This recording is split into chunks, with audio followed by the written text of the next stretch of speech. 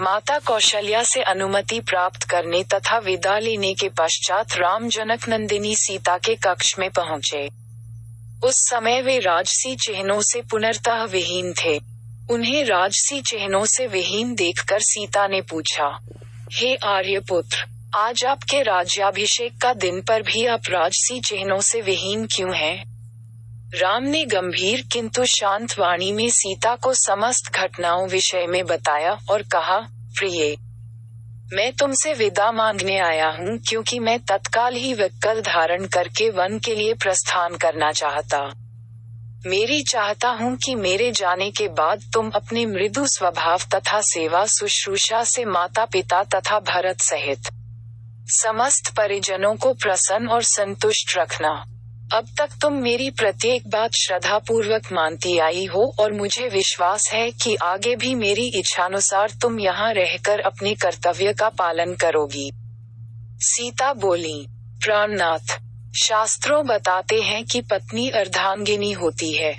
यदि आपको वनवास की आज्ञा मिली है तो इसका अर्थ है कि मुझे भी वनवास की आज्ञा मिली है। कोई विधान नहीं कहता कि पुरुष का आधा अंग वन में रहे और आधा अंग घर में। हे नाथ, स्त्री की गति तो उसके पति के साथ ही होती है। इसलिए मैं भी आपके साथ वन चलूंगी। आपके साथ रहकर वहां मैं आपके चरणों के सेवा करके अपना कर्तव्य निभाऊंगी। पति की सेवा करके पत्नी को जो अपूर्व सुख प्राप्त होता है वह सुख लोक और परलोक के सभी सुखों से बड़ा होता है। पत्नी के लिए पति ही परमेश्वर होता है। यदि आप कंद मूल फलादि से अपनी उदर पूर्ति करेंगे तो मैं भी अपनी क्षुधा वैसे ही शांत करूंगी। आपसे अलग होकर स्वर्ग का सुख वैभव भी मैं स्वीकार नहीं कर सकती।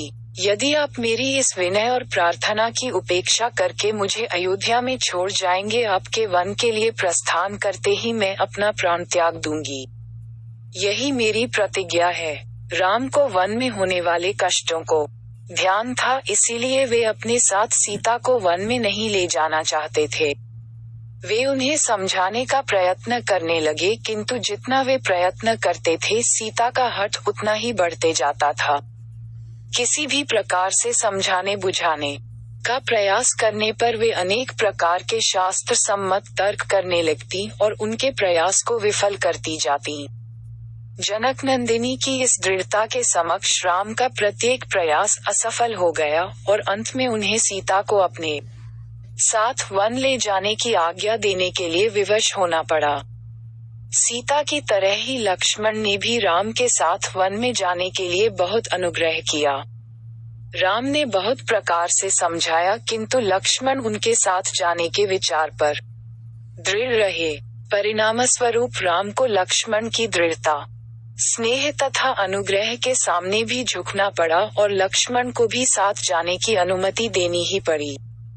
सीता और लक्ष्मण ने कौशल्या तथा सुमित्रा दोनों माताओं से आज्ञा लेने बाद अनुनय विनय करके महाराज दशरथ से भी वन जाने की अनुमति देने के लिए मना लिया। इतना करने के पश्चात लक्ष्मण शीघ्र आचार्य के पास पहुँचे और उनसे समस्त अस्त्र शस्त्रादि लेकर राम के पास उपस्थित हो गए। लक्ष्मण के आने पर राम ने कहा, हे सौमित्र, वन के लिए प्रस्थान करने के पूर्व मैं अपनी संपूर्ण संपत्ति ब्राह्मणों, दास दासियों तथा याचकों में वितरित करना चाहता हूँ, इसलिए तुम गुरु वशिष्ठ के ज्येष्ठ पुत्र को बुला। अगर आपको वीडियो अच्छा लगा तो सब्सक्राइब करें और शेयर करें एजुकेशन स्टोरी।